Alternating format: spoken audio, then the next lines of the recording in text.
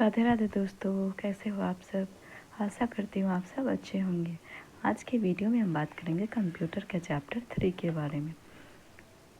Chapter का नाम है कंप्यूटर की कार्य पद्धति, प्रिंसिपल्स ऑफ कंप्यूटिंग। किसी भी कंप्यूटर को कार्य करने के लिए दो चीज़ों की ज़रूरत होती है, हार्डवेयर तथा सॉफ्टवेयर। हार्डवेयर क्या है? कंप्यूटर मशीन तथा कलपुर्जों को हार्डवेयर कहते हैं।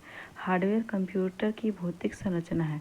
वस्तुतः ये सभी चीज़ें जिन्हें हम देख व छू सकते हैं हार्डवेयर के अंतर्गत आते हैं, जैसे system unit, monitor, printer, keyboard, mouse, memory device, hard disk या फिर प्रोसेसर। सॉफ्टवेयर। हार्डवेयर कोई भी कार्य स्वयं संपादित नहीं कर सकता। किसी भी कार्य को संपादित करने के लिए हार्डवेयर को निर्देश दिया जाना आवश्यक है। यह कार्य सॉफ्टवेयर द्वारा किया जाता है। सॉफ्टवेयर प्रोग्रामों, नियमों व अनुदेशों का वह समूह है जो कंप्यूटर सिस्टम के कार्यों को नियंत्रित करता है तथा कंप्यूटर के विभिन्न हार्डवेयर के बीच समन्वय स्थापित करता है। सॉफ्टवेयर वह निर्धारित करता है कि हार्डवेयर कब और कौन सा कार्य करेगा।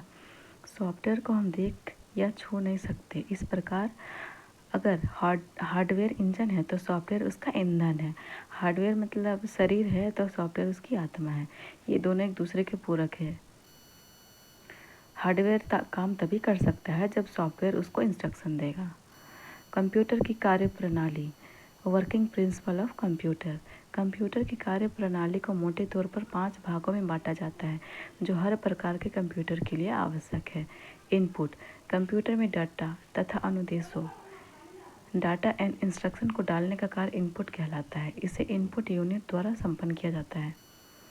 भंडारण, स्टोरेज, डाटा तथा अनुदेशों को मेमोरी यूनिट में स्टोर किया जाता है ताकि आवश्यकता अनुसार उनका उपयोग किया जा सके।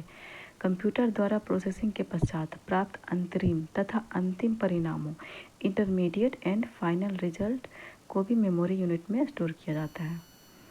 प्रोसेसिंग, इनपुट द्वारा प्राप्त डेटा पर अनुदेशों के अनुसार अंकगणितीय व तार्किक गणनाएं, अर्थमेटिकल एंड लॉजिकल ऑपरेशंस कर उसे सूचना में बदला जाता है तथा वांछित कार्य संपन्न किए जाते हैं।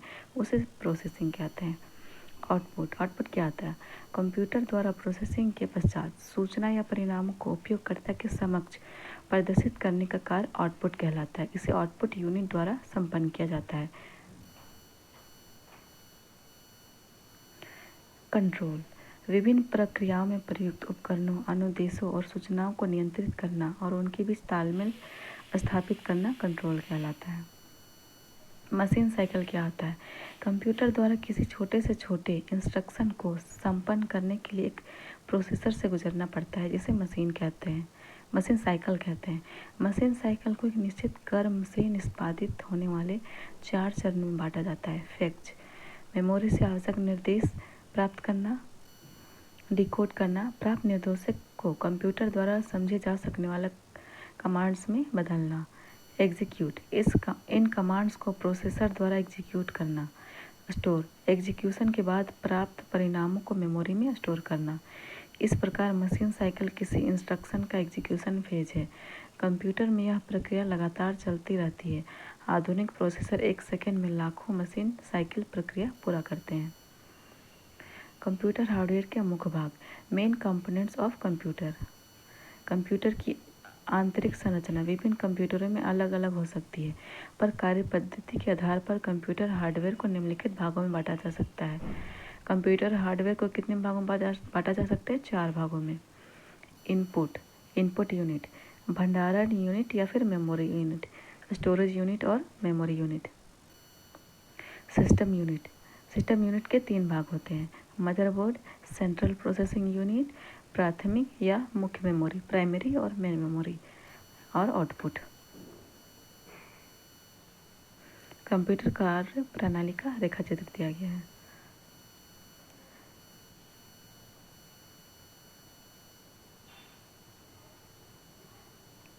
डाटा और अनुदेश जो भी रहता है हम लोग उसको इनपुट करते हैं। उसके बाद इनपुट करने के बाद CPU उसको प्रोसेस करता है, फिर उसके बाद हमें आउटपुट मिलता है।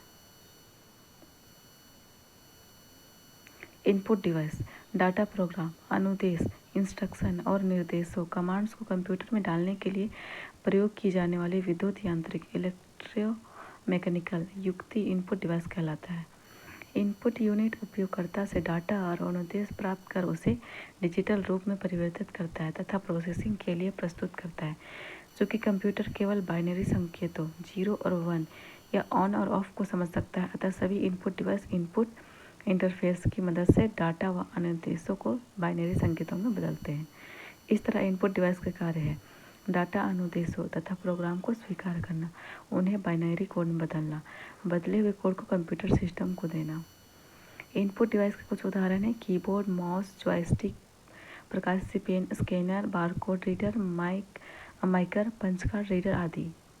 कोई भी चीज़ हम इनपुट करते हैं तो पहले टाइप करते हैं कीबोर्ड में, उसके बाद वो इनपुट होता है। भंडारण यूनिट या मेमोरी, स्टोरेज यूनिट और मेमोरी। डाटा और अनुदेशों को प्रोसेस करने से पहले मेमोरी में रखा जाता है। प्रोसेस द्वारा प्राप्त अंतरिम और अंतिम परिणामों को भी मेमोरी में रखा जाता है। इस प्रकार मेमोरी सुरक्षित रखता है प्रोसेस के लिए दिए गए डाटा व अनुदेशों को, अंतरिम परिणामों इंटरमीडिएट रिजल्ट को, अंतिम परिणामों फाइनल रिजल्ट को। मेमोरी को मुख्यतः दो भागों में बांटा जाता है प्राथमिक या मुख्य मेमोरी, प्राइमरी और मेन मेमोरी। यह कंप्यूटर सिस्टम यूनिट के अंदर स्थित इलेक्ट्रॉनिक मेमोरी है। इसकी स्मृति क्षमता कम जबकि गति तीव्र होती है। इसमें अस्थायी निर्देशों और तात्कालिक परिणामों को संग्रहित किया जाता है। यह अस्थायी वोलाटाइल मेमोरी है जिसमें कंप्यूटर को ऑफ कर देने पर भी सूचना समाप्त हो जाती है। डाटा तथा अनुदेशों को प्रोसेस करने से ठीक पहले प्राथमिक मेमोरी में अस्थायी रूप से रखा जाता है। अंतरिम परिणामों तथा प्राप्त आउटपुट को प्रदर्शित करने से पहले प्राथमिक मेमोरी में स्टोर किया जाता है। सेमीकंडक्टर रजिस्टर, कैश मेमोरी, रोम तथा रैम प्राथमिक मेमोरी के उदाहरण हैं। इनमें रजिस्टर या कैश मेमोरी सीपीयू और माइक्रो प्रोसेसर के भीतर बने होते हैं, जबकि रोम तथा रैम मदरबोर्ड पर लगे होते हैं। सीपीयू का सीधा संपर्क कैश मेमोरी से ही होता है। द्वितीयक या फिर सहायक मेमोरी, सेकेंडरी और ऑक्सिलरी मेमोरी। डाटा, सॉफ्टवेयर तथा अंतिम परिणामों को अस्थायी रूप से सहायक मेमोरी में संग्रहित किया जाता है। कंप्यूटर प्रोसेसर द्वारा डाटा प्रोसेस से पहले सहायक मेमोरी से मुख्य मेमोरी में लाया जाता है। कोई भी कार्य जब प्रोसेस होता है तो उसको पहले सहायक मेमोरी से मुख्य मेमोरी में लाया जाता है। सहायक मेमोरी में कम खर्च में विशाल डाटा स्टोर करने की क्षमता होती है। यह एक स्थायी नॉन वोलाटाइल मेमोरी है जिसमें कंप्यूटर को बंद कर देने या विद्युत उपलब्ध न होने पर भी डाटा नष्ट नहीं होता है। चुंबकीय disk, magnetic disk, optical disk, hard disk आदि सहायक मेमोरी के उदाहरण हैं। रजिस्टर, यह सीपीयू सेंट्रल प्रोसेसिंग यूनिट या माइक्रो प्रोसेसर के साथ निर्मित अत्यंत तीव्र गति वाली प्राथमिक मेमोरी है। इसे सीपीयू की कार्य मेमोरी वर्किंग मेमोरी भी कहा जाता है। सीपीयू रजिस्टर में स्थित डाटा को ही प्रोसेस कर पाता है, अतः डाटा तथा अनुदेशों को प्रोसेसिंग से पहले रजिस्टर में स्थानांतरित किया जाता है। रजिस्टर मेमोरी का एक्सेस टाइम 1 से 2 नैनोसेकंड हो सकता है।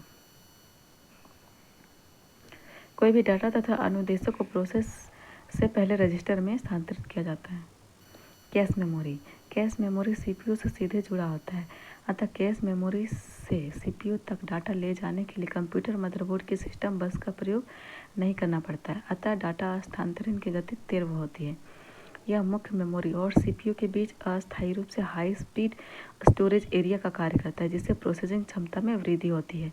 अगर कैश मेमोरी नहीं होगा तो प्रोसेसिंग क्षमता में बहुत टाइम लगेगा।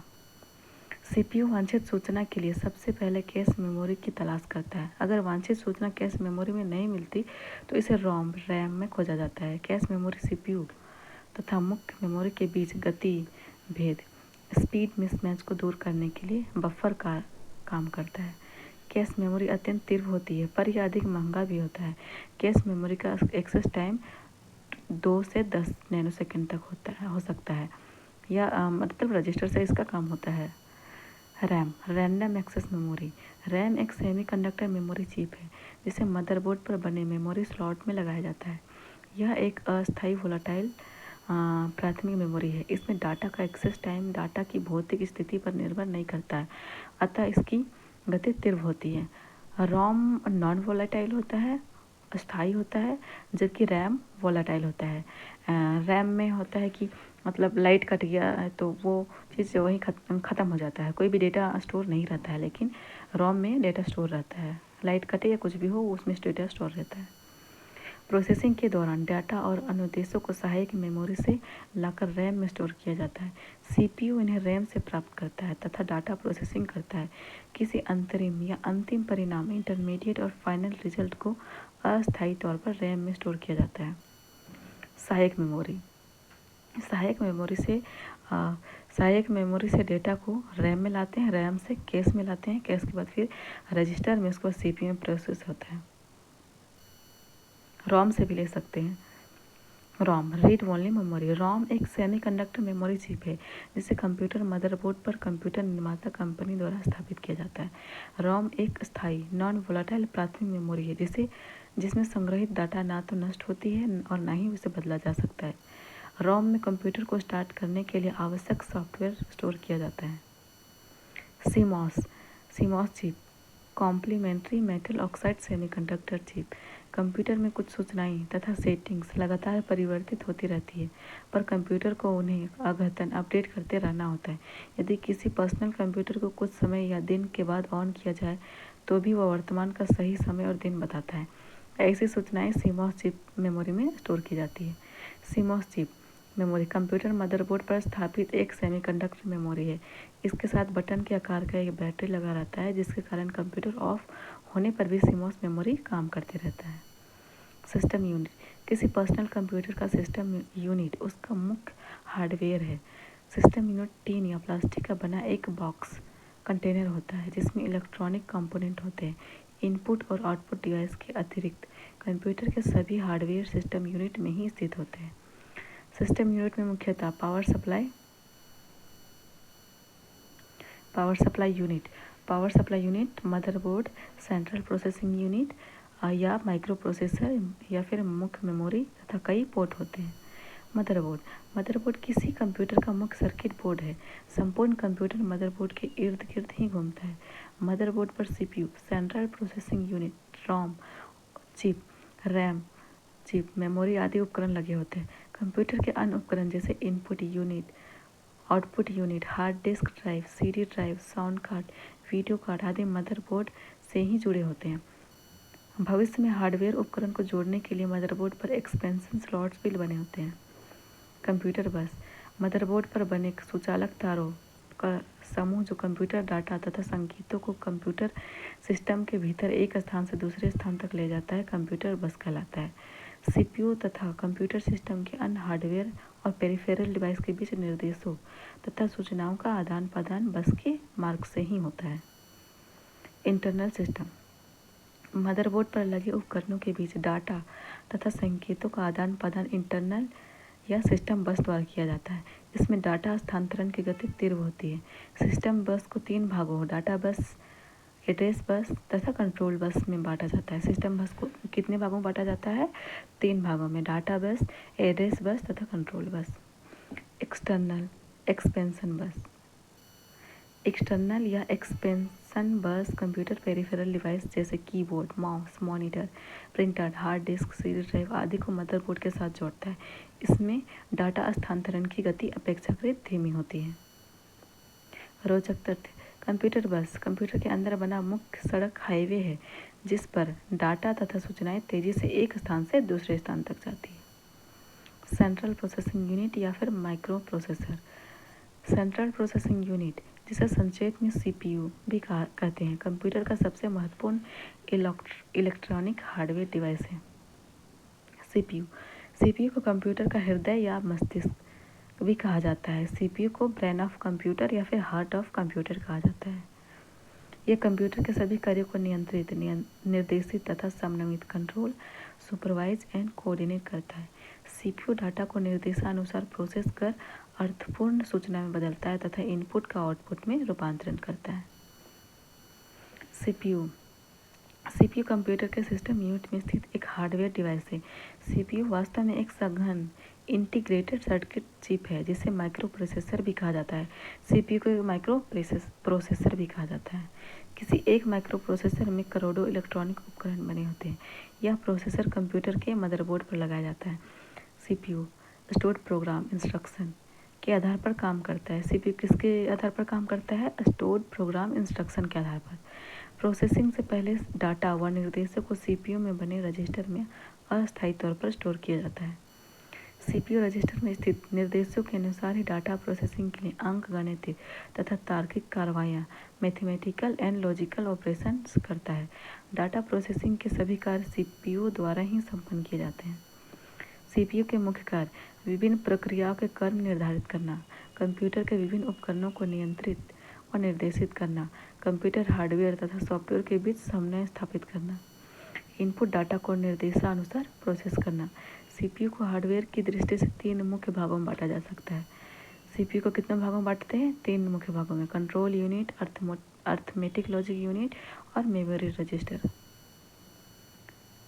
कंट्रोल यूनिट क्या आता है? सीपीयू का कंट्रोल यूनिट कंप्यूटर के सभी कार्यों पर नियंत्रण रखता है तथा सॉफ्टवेयर और हार्डवेयर के बीच समन्वय स्थापित करता है। कंट्रोल यूनिट में सीपीयू द्वारा संपन्न की जा सकने वाली कार्यों की सूची होती है, जिसे इंस्ट्रक्शन सेट कहते हैं। कंट्रोल यूनिट को कंप्यूटर का नाड़ी तंत्र भी कहा जाता है। कंप्यूटर का नाड़ी तंत्र किसे बोलते हैं? कंप्यूटर का नाड़ी तंत्र कंट्रोल यूनिट को कहा जाता है। कंट्रोल यूनिट के मुख्य कार्य क्या क्या है? इनपुट और आउटपुट डिवाइस तथा अन्य हार्डवेयर को नियंत्रित करना, अर्थमेटिक लॉजिक यूनिट के कार्यों को नियंत्रित करना, मुख्य मेमोरी से डाटा लाना तथा उन्हें तात्कालिक रूप से स्टोर करना।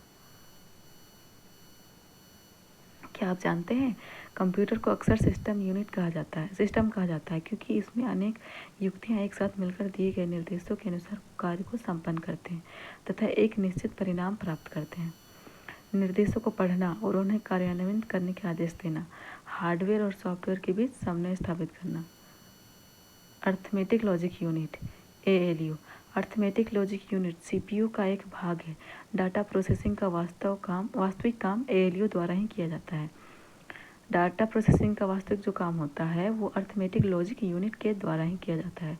यह डाटा पर कंट्रोल यूनिट से प्राप्त निर्देशों के अनुसार सभी प्रकार की गणितीय, मैथमेटिकल तथा तार्किक लॉजिकल कार्रवाइयाँ करता है। ALU को पुनः 2 भागों अर्थमेटिक लॉजिक यूनिट तथा LU लॉजिकल यूनिट में बांटा जाता है। AU डाटा पर मूलभूत अंक गणितीय गणनाएं जैसे जोड़, घटाव, गुना, भाग आदि संपन्न करता है। दूसरी तरफ LU डाटा पर तार्किक कार्य, लॉजिकल ऑपरेशन जैसे बड़ा है, छोटा है, बराबर है, greater than, less than, equal to आदि संपन्न करता है। इस प्रकार arithmetic and logic unit data पर अंक गणित गणनाएं तथा तुलना का काम करता है। अर्थ में LU का काम क्या होता है? अंक गणित गणनाएं तथा तुलना का काम करना। मेमोरी रजिस्टर यह उच्च गति वाला इलेक्ट्रॉनिक चिप मेमोरी है जो सीपीयू का ही एक भाग होता है। इसे सीपीयू का वर्किंग मेमोरी भी कहा जाता है। रजिस्टर को क्या बोला जाता है? सीपीयू का वर्किंग मेमोरी। सीपीयू वर्तमान में उपयोग कर रहे डाटा, प्रोग्राम, इंस्ट्रक्शन तथा अंतरिम परिणामों को रजिस्टर में ही स्टोर करता है। अस्थायी तौर पर रजिस्टर में ही रहता है। BIOS, basic input output system. BIOS का फुल फॉर्म होता है basic input output system. BIOS एक सॉफ्टवेयर प्रोग्राम है। इसे मदरबोर्ड निर्माता कंपनी द्वारा अस्थायी रोम मेमोरी चिप में स्टोर कर कंप्यूटर मदरबोर्ड पर स्थापित कर दिया जाता है। क्या आप जानते हैं इंटेल तथा AMD एडवांस माइक्रो डिवाइसेस 2 प्रमुख माइक्रो प्रोसेसर निर्माता कंपनियां हैं। इनके द्वारा निर्मित प्रमुख माइक्रो प्रोसेसर या CPU चिप है। Intel Pentium, Intel Celeron, Intel Xeon, Intel Core 2 Duo, Intel Pentium, Intel AMD Duron. जब कंप्यूटर ऑन किया जाता है तो सबसे पहले बायोस सॉफ्टवेयर चलता है। बायोस कंप्यूटर से जुड़े हार्डवेयर की जांच करता है जिसे पावर ऑन सेल्फ टेस्ट कहते हैं। पोस्ट का फुल फॉर्म होता है power on self test. BIOS में स्थित bootstrap loader program operating system software की जांच कर इसे मुख्य मेमोरी में डालने का आदेश देता है। कंप्यूटर ऑन होते समय डिलीट की दबाने पर बायोस सेटअप खुलता है, जहां हम दिए गए विकल्पों के अनुसार बायोस में परिवर्तन कर सकते हैं। आउटपुट डिवाइस कंप्यूटर द्वारा प्रोसेसिंग के पश्चात प्राप्त अंतरिम तथा अंतिम परिणामों को उपयोगकर्ता तक पहुंचाने के लिए प्रयुक्त एक युक्ति है। यह कंप्यूटर को उपयोगकर्ता के साथ जोड़ता है तथा प्रोसेसर द्वारा प्राप्त परिणामों को उपयोगकर्ता के समझने योग्य स्वरूप में प्रदर्शित करता है। चूँकि प्रोसेसर से प्राप्त परिणाम बाइनरी संकेतों 0 या फिर 1 में होते हैं, अतः इन्हें आउटपुट इंटरफेस द्वारा सामान्य संकेतों में परिवर्तित किया जाता है। आउटपुट डिवाइस के कार्य: सीपीयू से परिणाम प्राप्त करना, प्राप्त परिणामों को मानव द्वारा समझे जा सकने वाले संकेतों में बदलना, परिणाम के परिवर्तित संकेतों को उपयोगकर्ता तक पहुंचाना। आउटपुट डिवाइस के कुछ उदाहरण हैं: monitor, printer, plotter, speaker, screen image, projector, card reader आदि। आउटपुट डिवाइस पूछता है एग्जाम में कि आउटपुट डिवाइस कौन कौन से हैं, या फिर इनमें से आउटपुट डिवाइस कौन है। सीपीयू की गति को प्रभावित करने वाले कारक: factor affecting speed of CPU, CPU या माइक्रो प्रोसेसर की कार्य क्षमता को एक सेकेंड में संपादित किए जा सकने वाले अनुदेशों की संख्या के आधार पर मापा जाता है। चूंकि सीपीयू एक सेकंड में लाखों अनुदेश संपादित करता है, अतः इसकी गति को MIPS मिलियन इंस्ट्रक्शन पर सेकेंड या BIPS बिलियन इंस्ट्रक्शन पर सेकेंड में मापा जाता है। सीपीयू की गति को प्रभावित करने वाले कारक: कंप्यूटर घड़ी, सीपीयू के डेटा प्रोसेस करने की गति कंप्यूटर के अंदर बने इलेक्ट्रॉनिक घड़ी पर निर्भर करती है, जिसे सिस्टम क्लॉक कहा जाता है। सिस्टम क्लॉक एक टाइमिंग डिवाइस है। सिस्टम क्लॉक क्या है? एक टाइमिंग डिवाइस है जो कंप्यूटर प्रोसेसिंग को सिंक्रोनाइज करने के लिए इलेक्ट्रिकल पल्स पैदा करता है, जिसे क्लॉक पल्स कहते हैं। क्लॉक पल्स किसे कहते हैं? सिस्टम क्लॉक एक टाइमिंग डिवाइस है जो कंप्यूटर प्रोसेसिंग को सिंक्रोनाइज करने के लिए इलेक्ट्रिकल पल्स पैदा करते हैं, उसे क्लॉक पल्स कहते हैं। डाटा प्रोसेसिंग के कार्य को अनेक छोटे छोटे व मूलभूत चरणों स्टेप में बांटा जाता है। एक चरण का कार्य समाप्त हो जाने के बाद दूसरा चरण आरंभ करने के लिए रजिस्टर क्लॉक पल्स का इंतजार करते हैं। क्लॉक पल्स दूसरा चरण आरंभ करने के लिए हम लोग क्या करते हैं? दूसरा चरण आरंभ करने के लिए जब चरण समाप्त हो जाता है तभी वो दूसरा चरण स्टार्ट होगा। क्लॉक पल्स द्वारा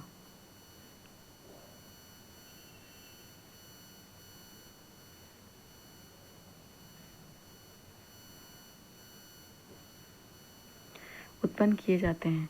क्लॉक पल्स द्वारा उत्पन्न किए जाते हैं। स्पष्टता: सिस्टम क्लॉक जितनी जल्दी क्लॉक पल्स उत्पन्न करेगा, सीपीयू के डाटा प्रोसेस की गति उतनी ही तीव्र होगी। अगर सिस्टम क्लॉक जल्दी डाटा क्लॉक पल्स उत्पन्न करता है तो सीपीयू की जो प्रोसेस होती है कार्य करने की, वो तीव्र होती है। अन्य मानदंड समान होने पर 200 mHz का क्लॉक 100 mHz के क्लॉक की अपेक्षा दुगुनी गति से काम करेगा। सिस्टम क्लॉक की गति को एक सेकेंड में उत्पन्न क्लॉक पल्स की संख्या के आधार पर मापा जाता है।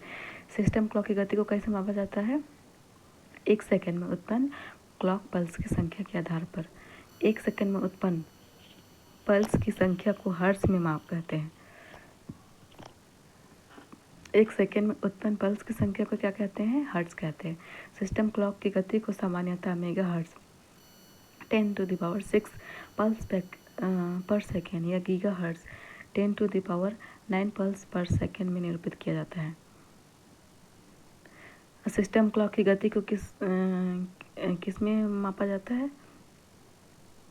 हर्ट्ज में। संख्या को मापा जाता है हर्ट्ज में। 1 मेगाहर्ट्ज 1 मिलियन साइकिल प्रति सेकेंड के बराबर है, जबकि 1 गीगाहर्ट्ज में 1 बिलियन साइकिल प्रति सेकेंड होता है। 1 मेगाहर्ट्ज में 1 मिलियन होता है और 1 गीगाहर्ट्ज में 1 बिलियन प्रति सेकेंड होता है।